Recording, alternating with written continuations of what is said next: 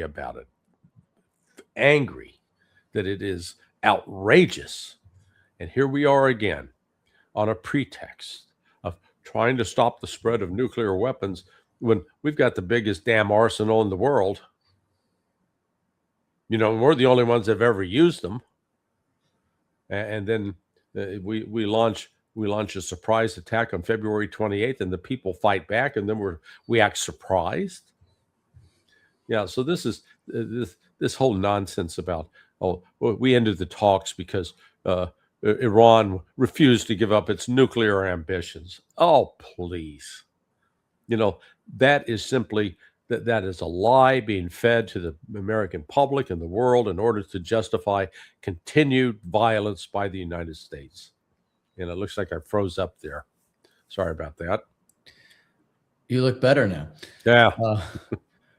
See, you get me on a rant this day. That's good. I was now when you mentioned like the possibility that Iranian delegation could have been hit when flying back.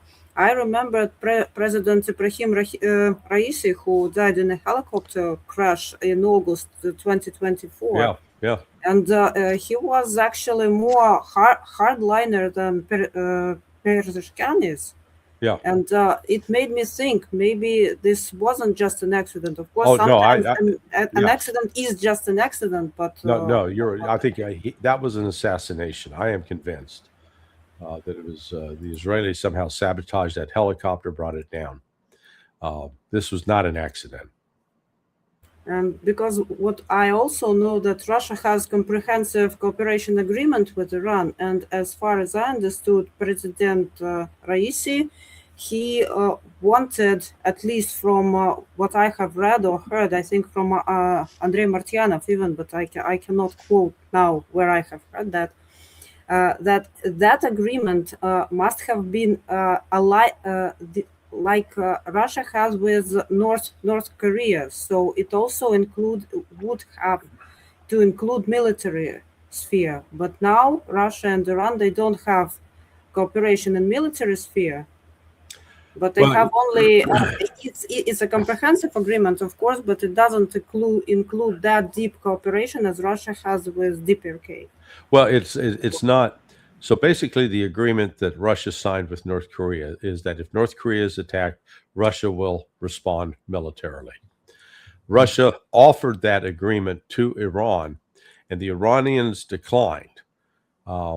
And I wouldn't just pin it on Raisi alone. I think it was also Ali Khamenei.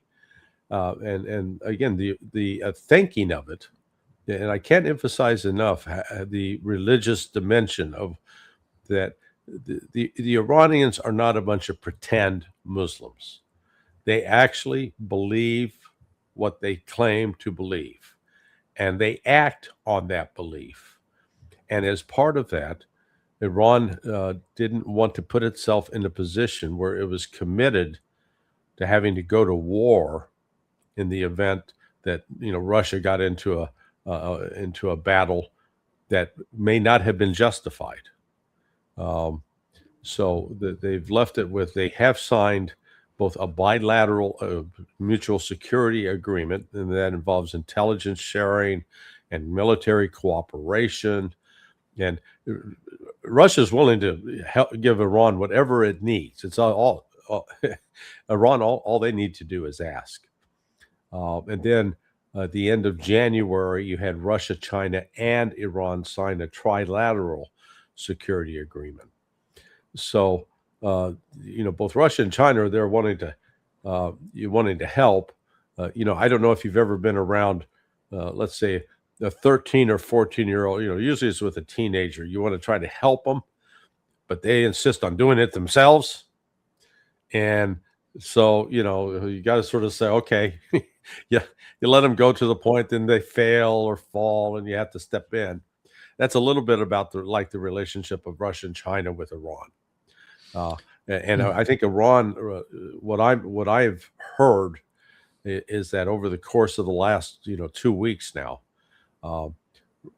Iran is taking more assistance from Russia and from China, and that China has been providing some technical support that frankly has U.S. intelligence analysts alarmed. They're going, my God, we've never seen anything like this before.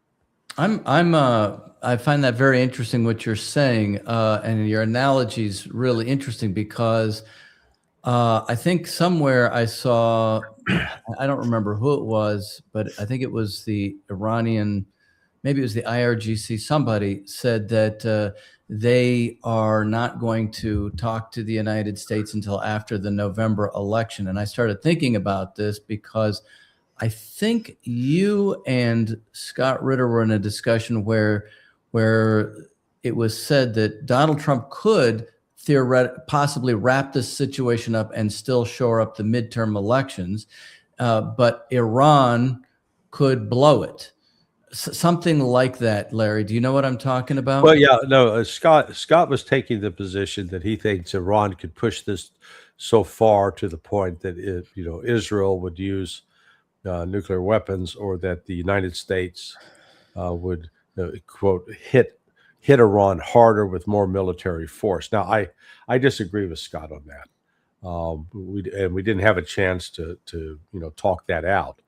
I mean, he's not raising an unreasonable possibility, but I'm looking at it also in terms of the United States actually does have limits to its military power, and we're seeing that's being played out in front of us right now. With yeah, we have an army, but when you get down to the practical steps of how do you put that army out into the field and into a position where it's an attacking force, there are so many steps you have to take to do that it becomes basically impossible, or so costly that the United States would not be able to sustain that. Similarly with naval power, and we're starting to see that now with this quote blockade. Okay, we know that the Abraham Lincoln got within 220 miles of the Iranian coast around March 10th, and all of a sudden it was being attacked with missiles and drones, and it got hit, and they had to retreat. They had to get the hell out of there, and they got back to about the 700-mile range where, okay, they could breathe a sigh of relief.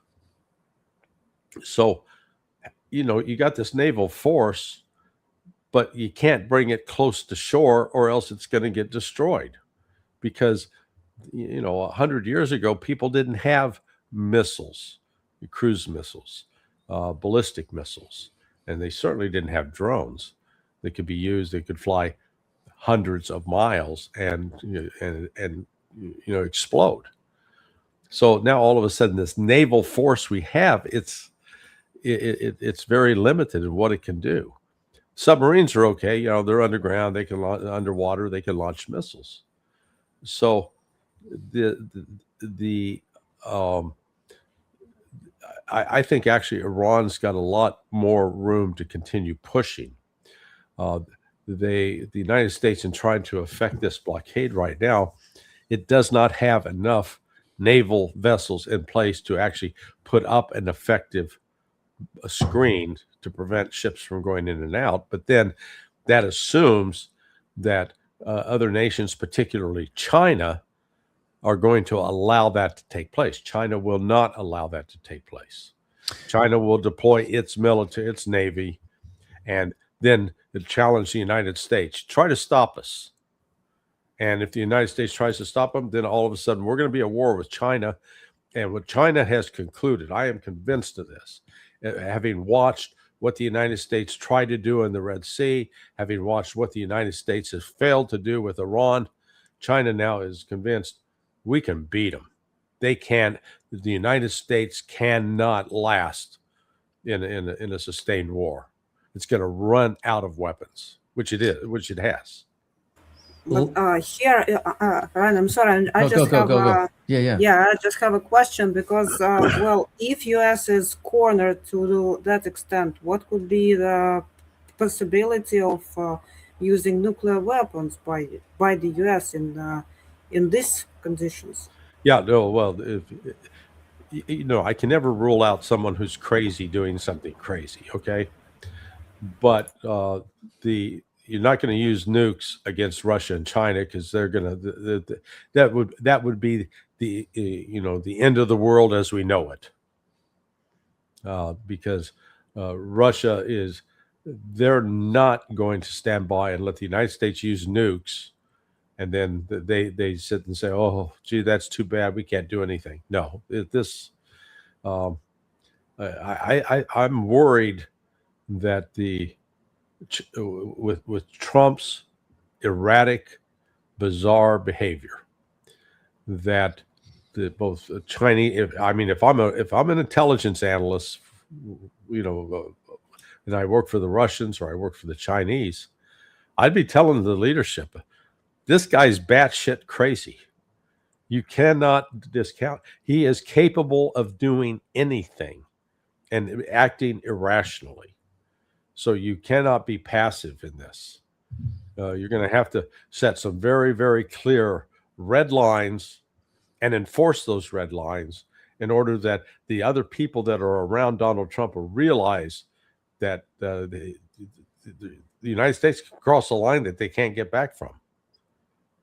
And there is, I look back at that article that came out in the New York Times a week ago Monday, where they're talking about this decision to go to war, and the fact that they're quoting now, basically quoting J.D. Vance, Marco Rubio, Raising Kane, General Kane, and then John Ratcliffe, and Susie Wiles. All of them were sort of on the, being described in that article as, oh, we think this going to war is a bad idea, and this is that basically Donald Trump's fault, and Pete Hegseth was part of that. That's setting up. I think that's the early sign that Trump. I don't think Trump will finish out his term, and I'm not sure Trump will be president come December. Along the lines of this, I'm thinking back about some of our previous conversations, and I think the last 2 weeks in a row we've said, okay, we'll see you Tuesday if everything, if we're still here. I think that was it. Yeah. So I'm thinking about that because, for example, we were talking about the Marine Expeditionary Units. The U.S. troops were going to the Middle East, and then these I don't know, I'm going to call it the failed rescue operation, which I think you and others are saying, really, this was a botched operation to do something else. So now we're not hearing anything about any of that kind of activity from the standpoint of military movements. Yeah. What do you think, Larry, is going on? Are they still doing that? Is it just out the window, whatever it was they were thinking about? Because it's to your point, right? That we don't have the ability to sustain anything there. Well, yeah, they're supposedly, they've talked about 20 more C-17s have flown into the area of operations. Now, if all 20 of those were carrying soldiers, combat equipped personnel, that's not a lot. That's maybe 2,000. They're not going to make a difference anywhere. You were saying 250,000, if I remember from our previous discussions. That's what they really would need if they were serious. Oh, well, no. If you're serious about a land invasion of Iran, you're going to need 3 to 4 million.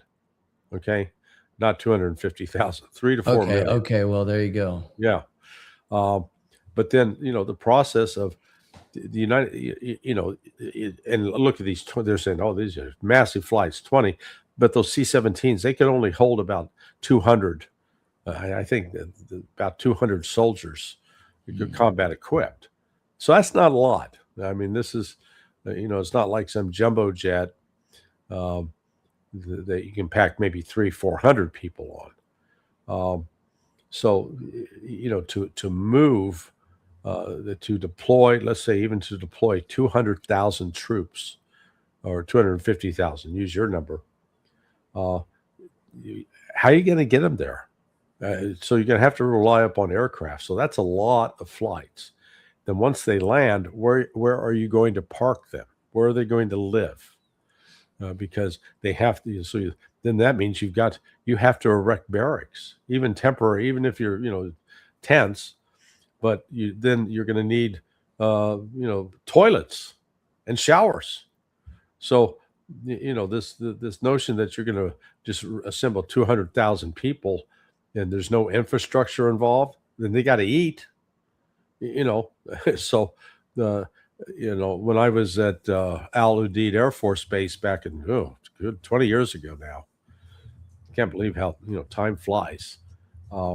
I had actually been sent by the Joint Special Operations Command. It was sort of hilarious. They had a Navy SEAL commander, and they were wanting him to be trained to go on television to do briefings.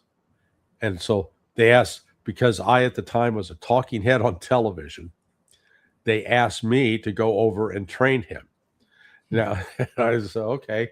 Now the training it was very simple. I'd say, look in the camera, keep your finger out of your nose, and don't say fuck. Okay. That was going to be my training for the Navy SEAL on how to be on television. Okay. But sounds pretty good. Yeah. But I got there to Al Udeid, and they had all these, they had terrific bathrooms and showers, and barracks, and the dining facility. Hell, they even had a Burger King food truck. Okay. Burger King actually had a food truck parked on this military base, and they had a miniature golf course. It was 120 degrees Fahrenheit outside, but you still had some these 20-year-old soldiers out there playing miniature golf in the blistering sun. Now, my point is this: that if you're going to bring any kind of sizable force, you're going to have an infrastructure build up. And that's great as long as the other side doesn't have missiles that they can launch at that site. But you know what? We're in the new era now with ballistic missiles and drones, that if you put your troops anywhere within range of the area that they're going to invade, and so if, let's say, you try to keep them far enough away, then you still got the task. How the hell do we get them to the frontier? You're going to put them on trucks or aircraft or trains if you got it, so until that time comes that they develop the Star Trek technology that you can say, okay, you guys stand here and we're going to teletransport you to this point over here. Fine. Then in that, you've got a different kind of tactical situation you have to worry about as a defender, but we ain't there yet. So, the practical limits of how many people you can assemble in one place without creating a big fat target that the enemy can, that your adversary, I'll call it adversary instead of enemy, that your adversary can take out. We're not there. And those C-17s are flying in. This is still technically the ceasefire. I know that we had sent some vessels into the Persian Gulf, which I think along the lines of what you're saying were repudiated. Iran is not sitting there. And again, I get confused on this stuff because Trump's 15 points were dumped. He said the Iranian 10 points were workable. It's always this kind of back and forth where we don't really know if there's anything sensible being discussed. So obviously the ceasefire is going to end. So then what?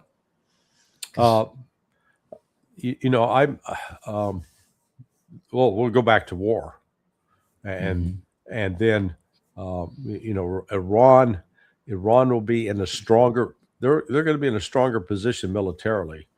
I do know they're being resupplied by the Chinese as we speak, and I did speak with somebody who's in a position to know, and he indicated, he said,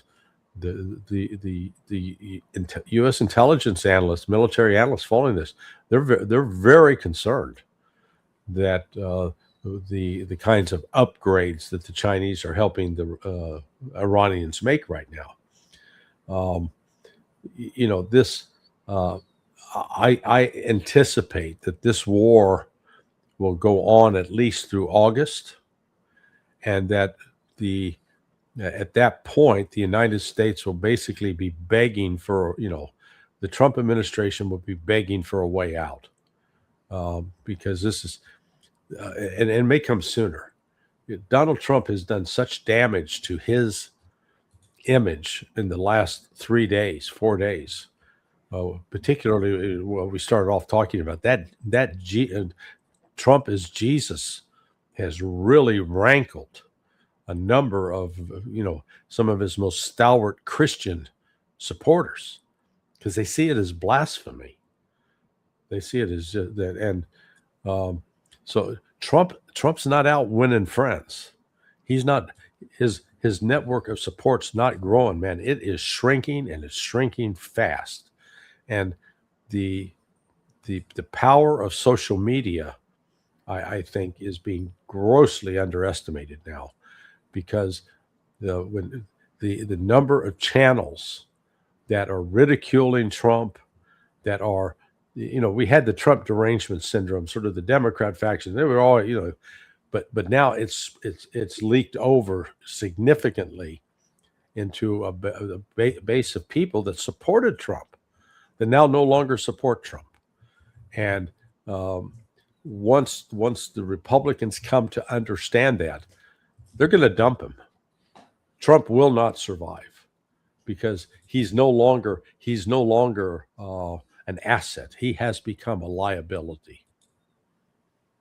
What I was thinking about Trump, like recently, when he came on for his second term, a lot of people actually believed in him, and he had the power of people who were backing him, and he actually was, I think, at least it's to my thoughts. I'm not a specialist in American politics, but at least I thought that he would be capable of really draining the swamp, because his sponsors are not with him, but there are people behind him who would have supported him. I think it could have been something in a similar way that Putin did with Russia. When he came, people believed in him, and he was able to get rid of oligarchs. So Trump theoretically could at least try doing the same, but what he has been doing, at least starting from the end of February, it's I don't know. I think he lost everything, and it's like running away from that. Well, yes, he's losing at such a pace, and like people, he had Trump cards, at least some, but he lost all of it. Well, look, that's a great comparison. I mean, look, compare Putin to Trump. Putin takes over Russia when Russia is literally, at that time, a friend of mine who worked for an American who worked for a law firm in Moscow. He said Moscow was a shithole in 1999, and in Russia's military situation, its economic situation. I mean, it was a disaster across the board. And you think, God, how do we recover from this? Well, I'm not assigning deity status to Vladimir Putin, but what he did under his leadership is remarkable.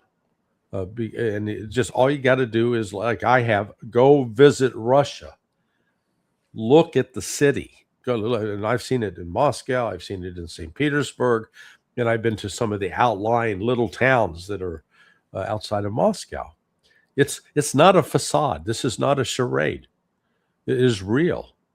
And that transformation came, I think, primarily because, Putin took the oligarchs, the very wealthy, and he basically told them, you're going to stay out of politics. You're going to invest your money in this country, and you're going to stop selling us out to foreigners. And if you don't do that, I'm going to put you in jail. Real simple. And most of the oligarchs said, okay, sounds like a good deal to us. So they went on about and made, worked on making their money. But in the process, that money was getting invested in Russia. And Russia today, I mean, we're talking in 26 years, it is a complete turnaround from what it was 26 years ago. Meanwhile, the United States is going in the opposite direction. Yeah, we're not doing any investment No. in the United States, Larry.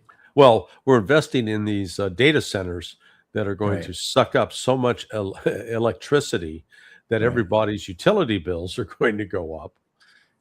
But so Right, yeah, no bridges, no railroads, nothing infrastructure. Yeah, it's very limited.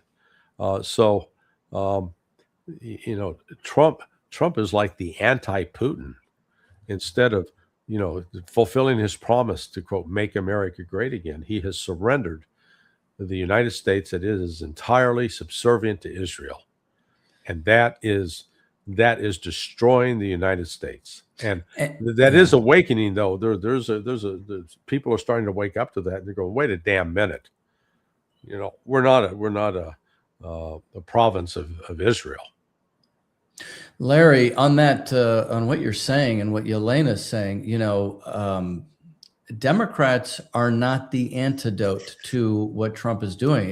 Hillary was a huge cheerleader for bombing Iran back into the Stone Ages. Yeah. Biden had 4 years to reinstate the Iran nuclear deal that Trump ended. Kamala Harris didn't call for that. She was saber rattling against Iran. So what good are the Democrats under conditions where they aren't actually opposed to these policies either? Yeah, well, that's why I think what was taking place on the social media platforms is probably the beginnings of a new political movement. It hasn't coalesced yet, but when you look back on the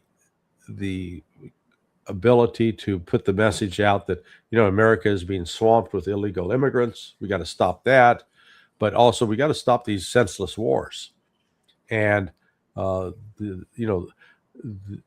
platforms, whether we're talking the likes of Tucker Carlson, Joe Rogan, Megyn Kelly, Candace Owens, we're talking millions of people. We're not just talking to a few.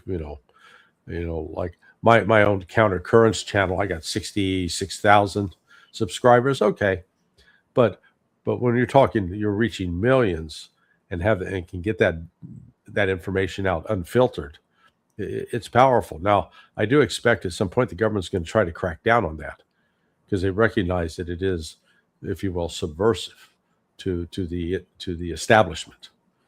But the discrediting of both the Republican and the Democrat parties right now is, there's a growing number of people in the middle that are just like, we hate them both.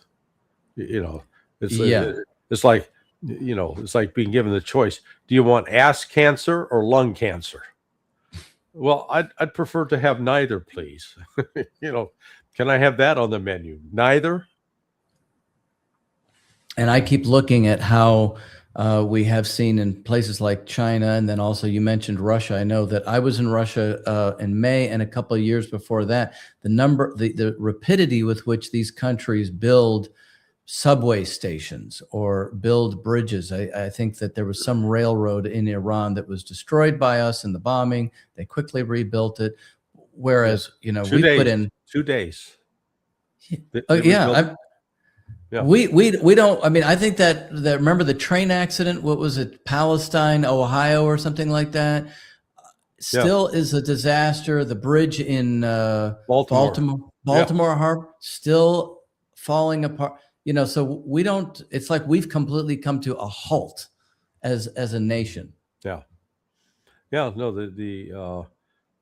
so many of our resources have been tied up in the military-industrial complex, as it's called, and again, even there, we've got all this so-called advanced military technology that is either so expensive that it makes no sense to use it, or when you do use it, you can't easily replace it or restock it. So the United States is discovering that we've got a military model that it is designed to serve economic interests, not national security interests. And whereas both Russia and China, who spend, I think their defense budgets combined, I think, are less than are 2/3 of ours. So and look at the bang they get for their buck compared to what we have. I mean, Russia's got 4 different classes of hypersonic missiles. We don't even have one. We have yet to field and deploy one. They're reportedly now about ready to produce one, but I was born and raised in Missouri. You got to show me. Don't tell me, show me. Oh, maybe that's the answer to how this thing in Iran ends up, and all of the other things that Trump is doing. You can't go by what they say. It Right. has to be produced tangibly in some way. So, and that's also for those Gulf Arab states. They fund a lot of that military industrial complex, but they're not self-sufficient nation states. They're not going to survive this. Well, this brings up the whole issue of this, the United States now imposing a quote blockade. Now, I think it's mostly it's like a mall. One of my friends just sent me a note, described it as a mall cop. These security guys you see at a shopping mall, where they don't carry weapons, and they're not really able to enforce law. They're there just sort of to give a visible presence. If the United States was somehow able to enforce an effective blockade and nobody from outside interfered, well, we're just exacerbating the world economic crisis that is unfolding. The United States hasn't seen the full effects of it, but that's coming. So it's counterproductive. It undermines what the United States claims it wants to do. Now, the reality is that any attempts to interfere with Chinese efforts to export, to bring oil out for China, and the United States tries to interfere with that, it's going to lead to a war. China is not going to sit back and take any kind of let the Americans board its ships or stop its ships or threaten its ships. They're not going to do that. They will fire back, and then all of a sudden, this war that was confined right now to Iran and the Gulf and Israel is going to expand, and that's so far there's nobody around Trump that's able to step in and say, this has got to stop. He's surrounded really with a bunch of sycophants and enablers. Even J.D. Vance in his attempts to try to keep Trump from doing the crazy thing. It is clear that Trump he's a modern version of King Lear out of Shakespeare. He is the Mad King. And he is going to bring the United States crashing down if he's allowed to continue as he is. Yeah, and I actually think about the whole Western world, what is going to happen to Europe, for example. Yeah. And what also made me like rethinking about Trump, well, not rethinking, but another, how to say, additional, as we say, strich, addition to the portrait is the loss of Orban, loss of election in Hungary by Orban. And I think, well, of course, it wasn't, according to our Hungarian subscribers, I'm sorry, they said, yes, some were pro-Orban, some were against, and with a really reasonable explanation. But I think one of the points that made Orban lose was support of Trump and visit by J.D. Vance to Hungary. Because when I saw J.D. Vance in Hungary, I thought to myself, what are you doing? You're making it even worse for Orban. Yeah, So, that was I don't know if you guys have ever watched the Duran, Alex Mercouris and Alex Cristoforo, and Alex Cristoforo developed what he called the Zelensky curse, that whenever Volodymyr Zelensky would like shake hands with a politician or hug him, that within like 6 months that politician would be gone. Well, it looks like they're coming up with the Vance curse now, because Vance, he had a meeting back in 2024, or I guess 2025, with the Pope, and the Pope died. Then goes to campaign for Orban. Orban gets trashed. Goes to the peace negotiations. Boom, that gets blown up. So he's not developing a reputation for being a guy that gets things done and can be counted on. So yeah, it is. And he was a voice of reason at one time, at least it seemed to me. Well, he still is. My understanding, Okay. if you listen to Robert Barnes, J.D. Vance he's trying to do what he can without leading a coup. This, I guess, I think the only way out of this, apart from Donald Trump dying from a heart attack or something, is the Democrats and Republican leaders, even though they're the deep state, they're the swamp, they're going to recognize that the nation is genuinely in peril, and that Trump has got to be removed.